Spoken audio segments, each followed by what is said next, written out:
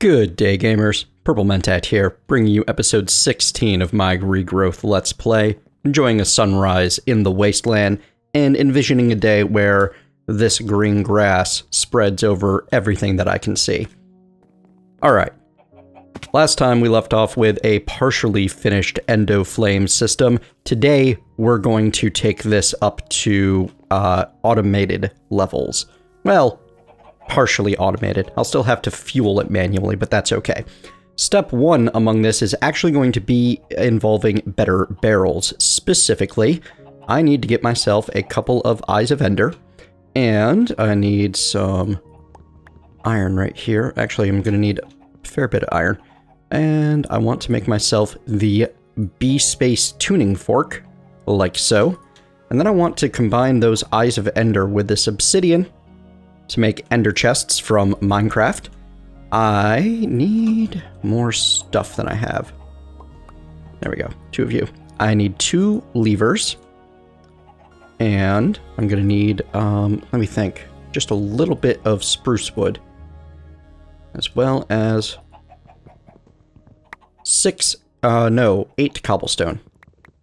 So with the levers on the bottom, the iron in the middle, the spruce wood on top, and the cobblestone on the sides, we get this pack's piston recipe, which was changed to not need redstone so that you would be able to produce pistons and do more fun automated stuff earlier than I've gotten into it. I absolutely could have done more sooner.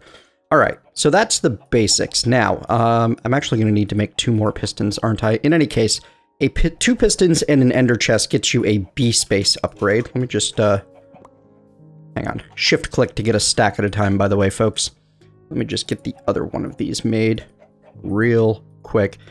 And what we're going to be doing is we're going to be using the B-Space upgrade to link 2 barrels together. But to do that... Oh, hang on. It needs levers. To be able to do that, though, we're going to need to upgrade the barrels first. And that upgrade process requires us to create space on the barrel to do it. So the upgrades that we need are right here. The not the storage upgrade. Hang on. There we are. They are the... or not. Let me look up Java. There they are. Structural Mark 1, 2, and 3 are available to us very easily. So I need at least, pardon me, I need at least 2 slots to use the B-Space barrel, which means I need to get to the Structural Mark 2. Now, if you remember, there is in fact a quest for this path in What the World Embraces. We have bigger barrels. We need to complete a Structural Mark 1 copper ingot. When the bulk storage of barrels isn't enough, why not upgrade them? Before upgrading the storage of barrels, you'll need to give them a structural upgrade. So we're probably going to need to also craft some storage upgrades along the way, but we will get most of the structural upgrades we need from this process. And hang on, so I'm going to need my copper ingots. The actual upgrade themselves is just wooden construction blocks. Ooh. That's an unexpected wrinkle.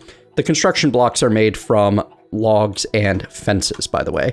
Luckily, I have plenty of fences left over from earlier on. So let's go ahead and craft 8 of these.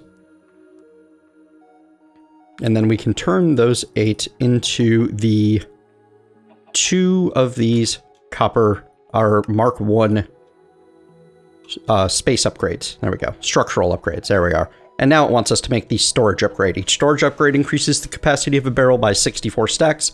For easier application, 3 can be compressed into a single triple upgrade. And it wants me to make just 1 of these storage upgrades, which is a piston and a better barrel. So let me grab an extra better barrel. And we're going to be making another piston here. Wow, I need to sort my inventory. What else is new, really? I mean, it's Purple Mentat. Inventory issues are a guarantee. So, hang on. Let's make some more fences for this process. Yeah, just a whole bunch of them. Good. And we need 2 more pistons. Now, I don't know if the piston recipe is showing up properly in NEI. This is a problem. Oh, good, it is right now. This has been a problem with the pack. Sometimes the recipes show up properly in NEI and sometimes they don't, and I believe the pack creator is working on it. So, give him a chance. He will get it sorted. And there we go. Storage upgrade complete. Now we can claim our reward, either 3 Mark 1 copper ingot ones or a Mark 2 iron ingot. But the structural upgrades are all crafted in the same way, so I can easily make the Mark 2s with the exact same recipe, replacing iron with copper, which is also why I'm not too worried about the bronze, because I can very easily make bronze ingots from forestry by combining iron and copper. Iron and tin ingots. So yeah, I'm going to get the rest of this together with all of the upgrades that I need. I'm just going to grab the 3. And we're going to get these set up. You can go away, you two can go away. I only need 2. But I do need the iron upgrade still, so let's... I've got enough on hand to make 2. Awesome. That's perfect. Oh. Heh. Maybe it's not perfect. I had enough on hand to make 2 of the construction blocks, not 2 of the... Yeah, it's almost like I know what I'm doing every now and then. And let's see, so I'm going to need 6 more. There we are. And now I'm done with fences and logs for the moment. And we can make the Mark II upgrade here. There we go. So what we're going to do, we are going to set down 1 barrel. I'm not 100% certain yet. It might end up moving. But we don't need to worry about moving it, because what we can do is we can make use of the dolly to move them once they're linked. So we're going to put down both of our barrels just right next to each other, apply the copper upgrades with a shift right click, and apply the iron upgrades with another shift right click. You have to go sequentially with Java. You have to apply copper and then iron. And now we can apply the B-Space upgrade to both of these, and we can link them together using our B-Space tuning fork by shift right clicking on one, and then shift right clicking on the other. And you'll see that they now have that little mark showing they're linked. Fantastic. So now if I put something into one of them, I can pull it out the other. That's the whole point of this. We're going to keep this guy. Oh, we'll leave him right there for the time being. And for the other, well, we need to build something over here. And this is how it's going to work. First thing we need is an open crate made with 7 living wood like so. Hang on. What am I doing wrong here? That's what the recipe showed. Living wood. Oh, planks, not logs. So we're going to need, we'll just grab the 8 living wood planks, turn those into an open crate. The other thing we're going to need actually is more sticks. That's okay. We can make more sticks. I need, I believe 2 or 3 of the redstone torches. We're going to need a little bit of redstone, and we're going to want a wooden pressure plate. Now, the way the wooden pressure plate works, when you have redstone next to it, you can see when it's giving off a signal. If I step on it, it does give off that signal. And more importantly, when an item lands on it, it gives off that signal. We're going to be making use of the fact that it gives off a signal when an item lands on it to automate our Endoflames. What we're going to do is we're going to put the pressure plate right there, some redstone coming off of it, and we're going to use any solid block that we want. I'm choosing living rock because it's pretty. We're going to put a redstone torch right here. Now you'll note that that torch is active until I step on the pressure plate. That's how torches work when they're on top of a solid block. If that solid block is supplied with redstone, they become inactive. Now we need to extend that 1 block further, so we're going to go ahead and put a living rock on top of that. And we've got our Rod of the Skies now to get us around. We're going to apply another redstone torch to the top of that. And as you can see, what this does is it causes this torch to short out that torch and shut it off, unless this torch gets shut off by the switch. Which means that as long as an item is on this switch, that torch is active. That's what we want. So we're now going to put another block there, set an open crate right here. The way the open crate works, any item that is fed into the open crate, for example, by a hopper, which is going to be the keystone of our piece here, will immediately be dropped. So if I were to set the hopper there and I were to throw in, the cobblestone, it will get dropped into the world as soon as the hopper feeds it into the open crate. And this way, as soon as the item falls onto the ground, a redstone signal will be sent up here. So if I were to, for example, put some redstone here, I can toss in that cobblestone, and as soon as it hits the plate and enables the switch, so it takes like only 2 items to drop, the hopper's disabled by the redstone signal feeding into it. Fancy, huh? All right, so what's this mean for us in the long run? Well, it means that, where to put that? Here it is. I can take this guy and set him on top of the hopper. Where do the skies go?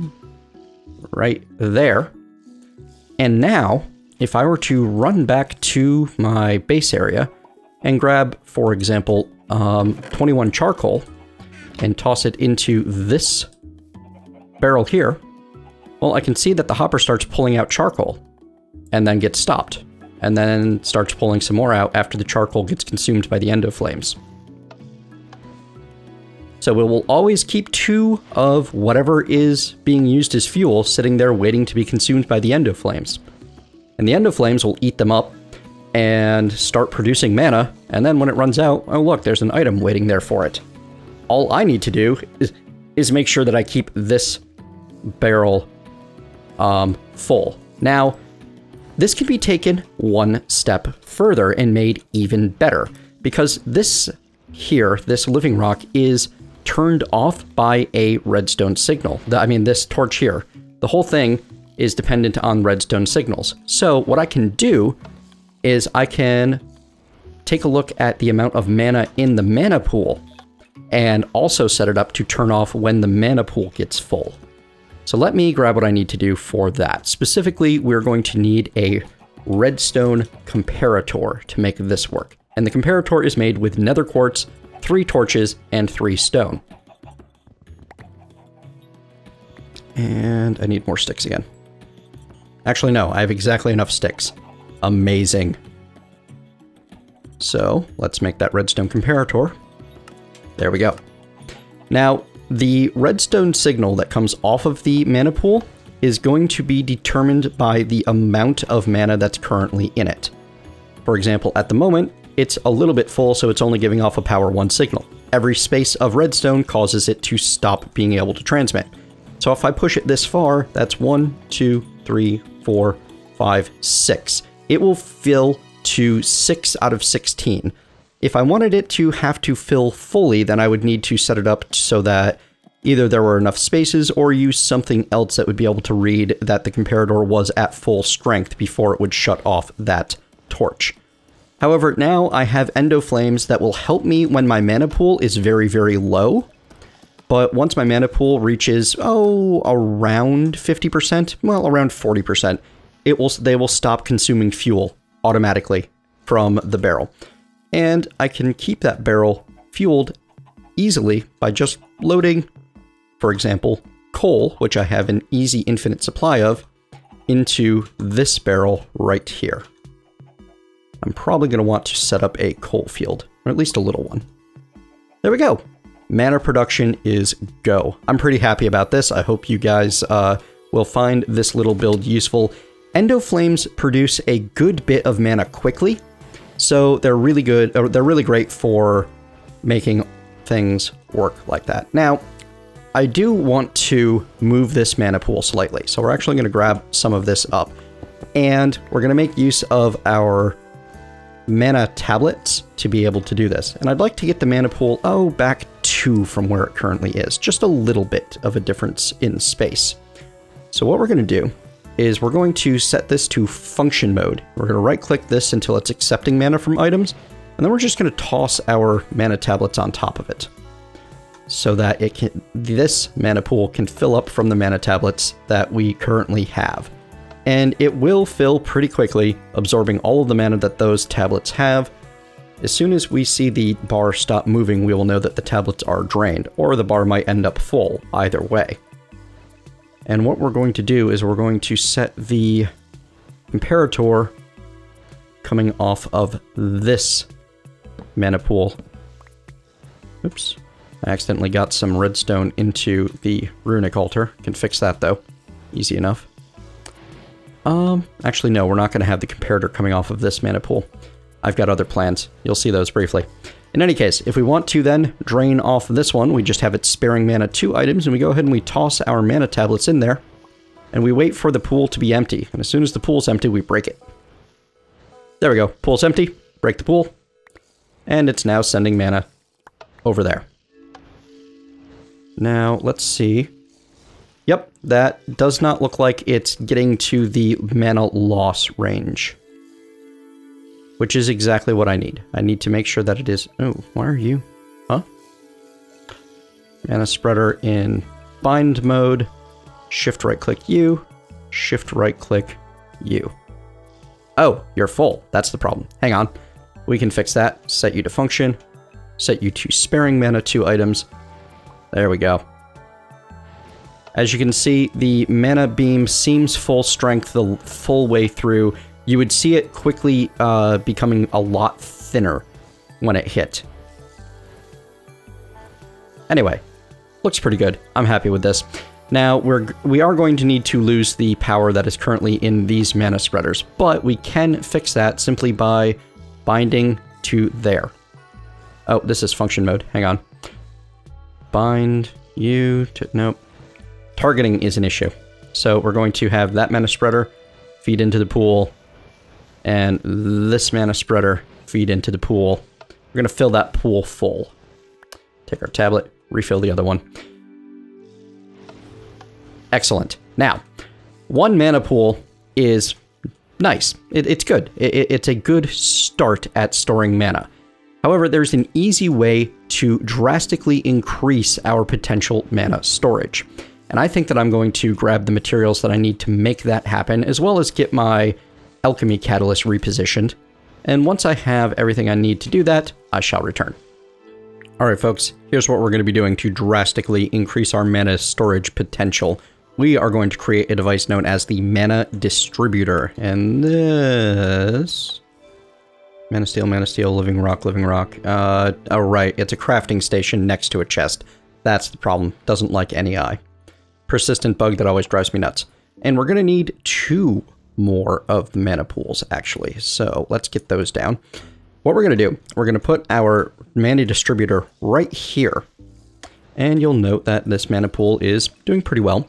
If I toss this mana pool over here, well, it is not functioning the way it claimed it would. Hang on a second, let me double check this item.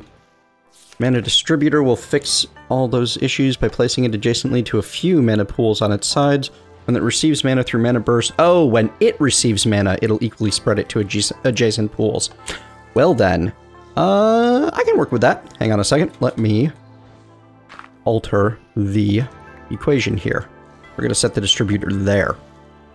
And we're going to grab up our transmutation catalyst, and we're going to stick it underneath this one here. Bam, bam. Where'd it go?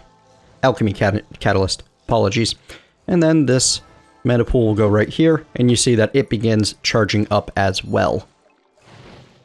The distributor is literally a device that just allows up to 4 mana pools to be charged off of the same set of bursts.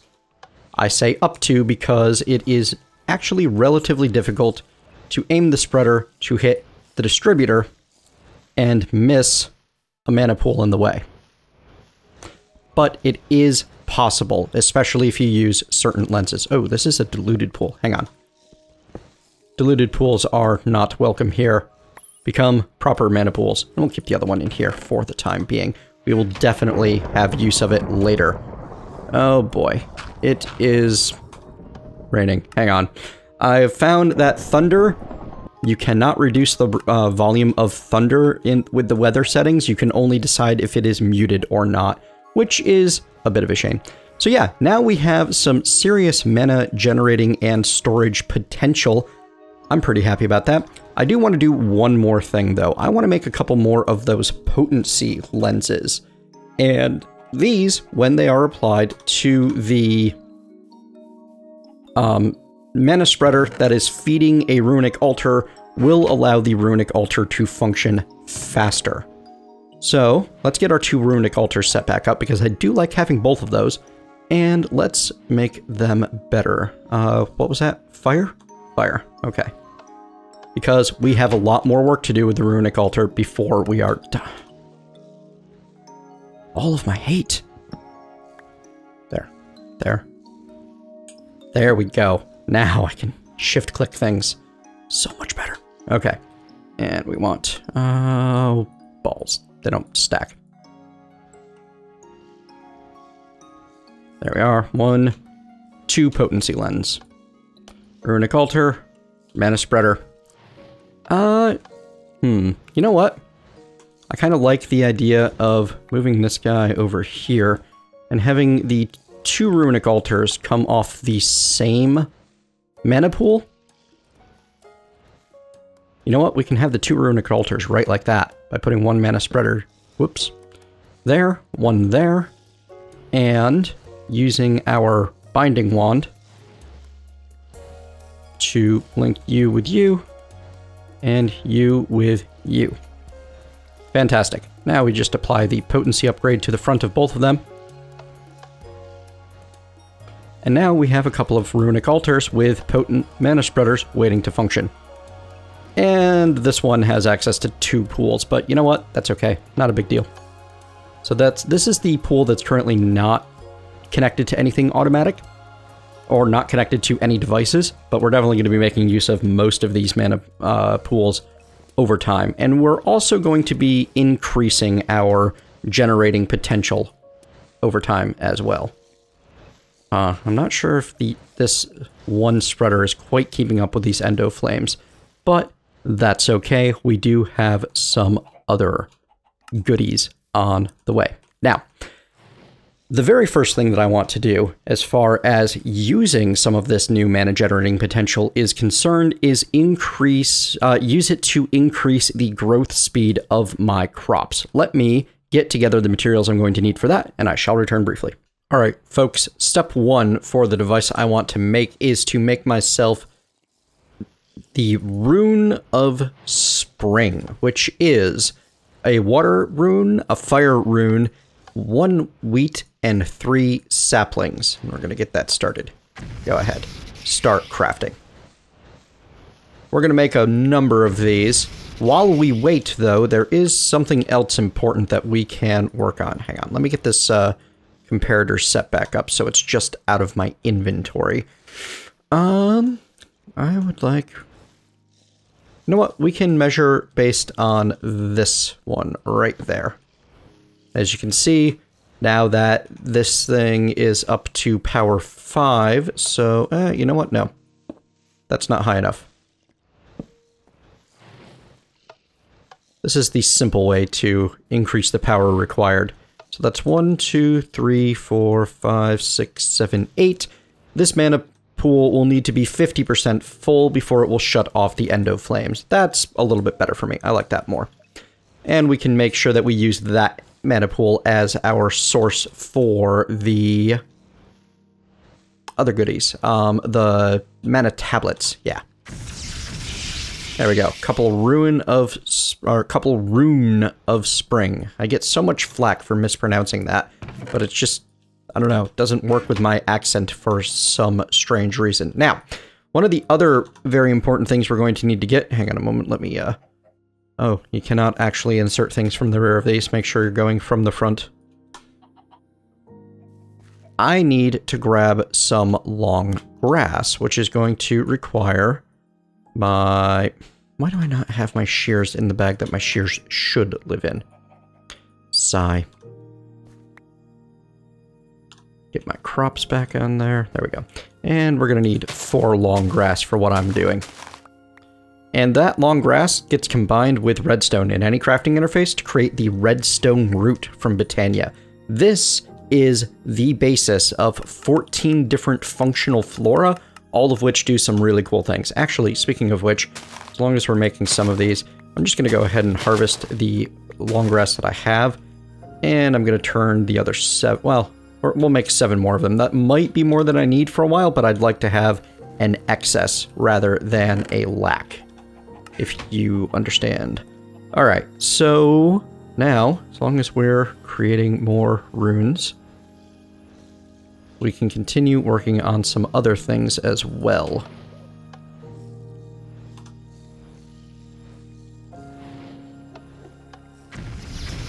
I'm going to need 4 green mana petals, 4 red mana petals, and 4 of the lime mana petals. As you can see, these rune recipes are going a lot faster with the potency setup on there. That went by pretty darn quickly, all things considered. Oops, I need you back. Bam, bam, bam, bam, bam, bam, bam, bam. Almost done with the runes now. But yeah, look how fast that fills up. That's nice. Very happy with that. Love the potency lens for a power user. Well, I mean, literally excess power, so it's good for the power user. There we go. And only 2 more. Now, what we're going to do with all of these runes and mana petals is we're going to make ourselves a new flower. Let me get everything into the inventory that I'm going to need, or onto the hotbar that I'm going to need for that. There we go. Rune of Spring. Put you there, you there. Oh, I need that wand back. And the flower that we're going to make is known as the Agricarnation, which people experienced with the mod will have been able to divine. The Agricarnation is made in the Petal Apothecary using a red mana petal, a mystical yellow, a green mana petal, 2 mystical lime, a lime mana petal, 1 of those redstone roots, and 1 of those rune of spring. So I don't need you, but I do need some seeds. I don't have enough seeds handy, but we can always go get some more. So there's the... Oh, you know what? We need water in there. We definitely need water in there. So get you, 1 of you, 1 of you, 2 of you, 1 of you, 1 of you, 1 of you, 1 of you, 1 of you. There we are. The Agricarnation is a pretty cool flower, and we're going to need that other mana pool with us to make proper use of it. We're going to take this over here, and we're going to plant this mana pool. You know what? We'll put it right in the middle of everything. I like that idea. Yeah, we're just going to need to get rid of these dirt bricks and turn that into just regular old grass or dirt or whatever, so that we can put down our flowers. So I'm going to be surrounding this mana pool with the Agricarnations. And this is a temporary setup. Again, I'm planning on resetting all of the farms in the future, but for now, this will do. Now, the Agricarnation, once it's in the world and provided with mana, which we're going to do from a mana tablet put into that pool with the function mode set to accepting items from accepting mana from items. As you can see, it starts sprinkling that nice particle effect around, and it looks like the range is 1, 2. Well, the range is relatively large, as it's even smacking this guy over here. Every time that sparkle happens somewhere, it is adding a growth tick, which is going to cause these seeds to spread quite a bit faster, especially once I have all 4 of the Agricarnations in place. And as you can see, it does drain a fair bit of mana, but it's not like it's going to bankrupt me on it. I will be able to keep this pool fed pretty easily with a mana tablet. So let me make the other 3 Agricarnations I'm going to be using. I'm going to be using the excess in wheat seeds. Actually, no, I still have an excess in sugarcane seeds we can use up before we go into the wheat seeds. And I'll be back once I have those set up. And there we have it, a small symphony of extra growth ticks being applied all over the place. Now, you can see in general the range of these, and you can easily tell that they're not quite getting to this last row. So that's 1, 2, 3, 4, Yeah, it looks like 4 blocks away is the maximum that they can get. However, it would also be fairly easy to produce a lot of them and cover a very large area with these Agricarnations. The only issue then would be supplying mana to all of them, but we'll definitely be working on that in the long run because I like the pretty particle effects and the cool little musical noises that they make a little bit more than I enjoy some of the other options for spreading seeds quickly, like the Lamp of Growth from Thaumcraft would be a good option, actually, but, yeah, I like these. They're pretty cool. All right, let's see if we accidentally completed a bunch of quests while I was setting that system up. I just couldn't wait for it. No, we did not. That's okay. I am not even, like, there's so much questing to do in this pack that it's hard to keep on top of it all. However, I do know one of the most important things I'm really going to need sometime soon is cows. So let's get a spawn cow egg as the remainder of this episode. It's going to require 3 experience drops, 2 leather, 2 wheat, and an egg each. Well, I've already got the I've already got the egg. So that was 2 leather, I believe? Yes, 2 leather, 2 wheat, 3 experience drops. And here's our wheat. And the reason we need the cow specifically is because we need to start making cake sometime soon. And for cake, we need milk. Silly, isn't it? But that's how it goes. 1, 2, 3, and the egg. And that'll go very quickly because, well, even with the... Wow. Even with the potency rune in there, it's not exactly going very quickly, is it?